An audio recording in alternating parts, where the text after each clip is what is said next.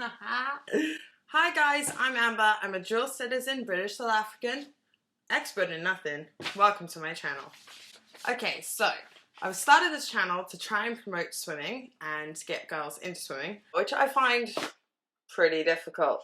But since it is growing in the UK and that's what we want, hopefully this channel will help you if you're starting your first open water swim this season. It's 2016. Let's hope it goes well. I, however, have been injured for 2.5 months and I will be swimming my first 5K of the season next Saturday. So I thought I'd just make this little video. I got my little pack through today. I don't know if you can see it. The Great Swim, Great East Swim. And yeah, I talk a lot, so good luck with that. Right, so the pack comes. The entry this year is about £60. So, you know, pretty pricey, but then you do get this lovely magazine. Don't know if you can see it here. Great Swim. So in the magazine, sort of shows you, I think this is quite nice. Nice little overview, tells you about the start, what to expect, sort of all you need for your little race. Also tells you if you want to rent a wetsuit. Here it's about £45. Don't know if you can see that. I think the sponsor for this year is Aquasphere. If you want to rent it, however, it's £45. If you want to buy it, it's about £170. To be honest, if you've never done the sport before and aren't sure, I would recommend renting it. It's always good to try out the wetsuit before you swim. Go down to your local lake, ask them nicely, you can probably try it out for a £5. Otherwise, they should just allow you to try it on if you're thinking about buying it. That's exactly what I did. We've got some nice hoodies there. I was going to mention hoodies actually in my video of what to bring with you. You do need hoodies. You don't really need to buy the specific ones for any competition that you're going to be in unless you are doing the entire series. That's usually the way I work it. But if you don't have an old sort of big hoodie that you don't mind smelling like lake or sea, then obviously, you know, buy the hoodie. It's a good thing, especially if you've never done the race before. There's that element of pride. You can go to the gym, you know, rock out in it. You feel really good. And you do. And you don't look like an idiot. 1 mile, 10K, 5K, 2 miles, the way I see it, long is however long is too long for you. So I was just going to go through today things about racing and what you need to bring, because I have done a lot of races. So I'll just get straight into it. First thing you're going to need, you're going to wake up. You're going to be absolutely shitting your pants. So what you're going to do, you're going to get a flask. You're going to fill it up with some tea. And if you can, get a flask that lasts a really long time. This is Stanley. Stanley has done me well on many swims. I have the massive flask, the big one, about this size. And I have this one. Use it when my kayak is next to me. You're going to want to be drinking something hot right up to the swim. Usually water is between 12 and 22 degrees in England. You know, you're only allowed to swim in most lakes at about 12 degrees. I've obviously swum in about 2 degrees, and if you're doing the English Channel, you will know swims are a lot colder than that. But, you know, for most people that's pretty cold. A swimming pool is about 28 degrees. I know this because I used to be a lifeguard and a swim teacher and a swim coach. So for most people that's relatively cold. Good tea always helps you along, just psychologically. And it's good to keep your liquids up for the swim. You don't want to be sitting there drinking Lucozades, Powerades, all those kind of things. Have done my time with those. They do not help you at all. In fact, you just get sugared lulls. You feel awful. If you've already been doing that and it works for you, you know, who's to say? But my advice usually just drink some tea. That's all you need. Some sort of sugary tea. It gets you through it. And, you know, jam sandwich, or some toast that helps as well, or some oats. Try not to bring anything with you that just doesn't sit well in your stomach. Don't eat steak the night before. Done that? Bad idea. Right. Swim caps. Most event organizers will give you a swim caps. I have some here. You sort of end up with a collection of about, who knows, like I have an entire drawer of swim caps. Basically, I have a big head, as you can see, big region there. Most swim caps will come off your head while you're swimming. So what a lot of people do is they wear one over, and you can actually get from Speedo. They have lovely caps that go straight over your hair, and actually, I have one as well from Tube, which I will get out, or attempt to. Okay, I'll sort of leave that for a moment, and I'll come back to it because I've got too many things here. This, if you're a girl, is your best friend. This is a little tangle brush, as you can see.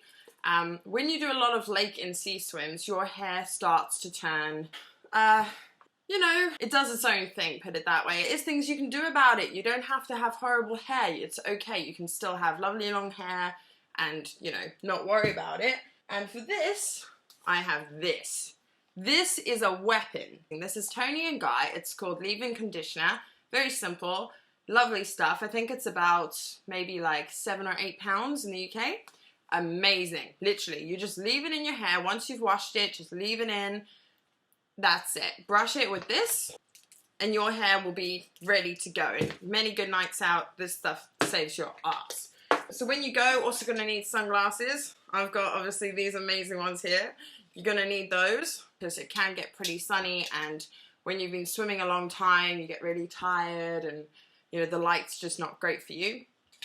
Get sunglasses. They help. Okay, these are actually very important. A lot of people underestimate these, but it's your ears. So basically what these are is these are custom made earplugs. Now I got these from a sponsor last year called Swim Plugs, and they kind of just look like that. Don't know if you can see here. That's kind of the shape of my ear. So yours probably won't look like that if you get them. They go in your ear. I'll just try and show you now. Sometimes you gotta fiddle around with which ear it is. But they sort of cover your ear, I don't know if you can see, just like that. The sound goes a bit funny, but it protects your ears from any swimmer's ear. And basically what swimmer's ear is, after a while, if you've been swimming, a lot of the waves, that crashing sound, and if you're swimming in the pool, just that constant sound sort of does damage your ear, and water goes in your ear and then it sort of doesn't come out. So, you know, if you've ever done this before in a pool, well, swimmer's ear is when it does that but never ever comes out. And it sort of settles in your ear and it causes extreme pain. So to avoid that, get some earplugs. If you don't have money for these, that's absolutely fine. Just get some of the foam ones, stick them in your ear, keep them there while you swim. You can still hear everyone, they're actually really good. But if you are planning on swimming for quite a long time, to be honest, I think you can pick these up from around 50 quid. Sounds like a lot, but then it's your ears, it's an investment. So I would thoroughly recommend that for anyone starting swimming. If you've started swimming and even after the first hour you start getting cramps in your calves, in your legs, they're just not nice. And what you have to learn, no matter what happens, just keep swimming through the pain, because you have to learn to swim through the cramps. If you only have one leg, you swim with that one leg. When you're out in the lake, you don't have the option or luxury of going to the side. There is no side. There's only the bottom or forward. So you just commit. But something else you can do to help it is these. Now, it really doesn't matter what brand you get. I've just got this brand today. This is Mag Citra 2 a day magnesium citrate. There's actually a few different types of magnesium you can get, but it doesn't really matter. As long as you have magnesium, it really helps. When I first started swimming, everyone told me potassium, potassium. I sat there eating 100 bananas. I found out that limes have twice the potassium as a banana, so I just started eating tons of limes. But really, it was actually magnesium that was the problem. So if you start having these, your circulation will improve, and you know, you won't get so many muscle cramps, which is really useful when you're swimming. You can get them really cheap. I mean, these were like $10.49, but to be honest, there's 60 tablets in here, and you can get them from Sainsbury's or Tesco's a lot cheaper. It won't really make a difference. As long as the concentration is really high, then that's all you need. Just go basic. Basic helps. Okay, so something that they don't tell you when you're open water swimming, or when you're going to open water swim, is that your wetsuit, as lovely as they are, no matter how good they are, and I've had some very good suits, Hope Design this year, it's phenomenal, like the best you can get, literally. You know, you're looking at like 700-pound suits. They will cut you. If you swim hard enough, they will cut your neck. So I've seen people with scars right down the side. For me, it's usually the back of my neck here, that region. But people get cuts in all different areas, and the only way to avoid this is, some people use Vaseline here, and they shove it all over their neck and their face and anywhere that's possible to avoid the suit. But the problem is neoprene, which is what your suit is made out of, which is the stuff that you're paying the big bucks for, regardless, if you have a 20-pound suit that's secondhand, You're not going to get cut any more than someone who's got a suit that is like 700 pounds. The only thing I could say is that an ill-fitting suit could really do damage. If your suit is really big, some companies won't even let you swim in their event because you might drown from the amount of material, and you know, it's gonna cause more friction. So Vaseline is good, but I'd recommend it for your lips when you're swimming because the cold water can really dry out your lips. It just helps. And sometimes I put it on my face, but the problem is there's bugs and stuff out there, and as gross as that sounds, they get stuck to your face and to your goggles if you've put Vaseline all over your face. So tried that, been there, don't recommend it.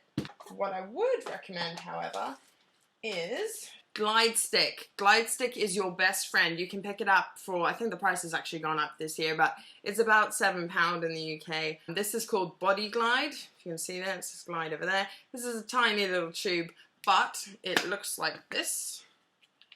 Get it out. Looks like that. You just roll it up using the little thing at the bottom, and this, you just don't even hold back. Put it all the way. Oh, it's come out. You just put it behind your neck. Oh, that's because there's like nothing left in there. That's actually container. It's only a tiny bit at the top. I need to get more.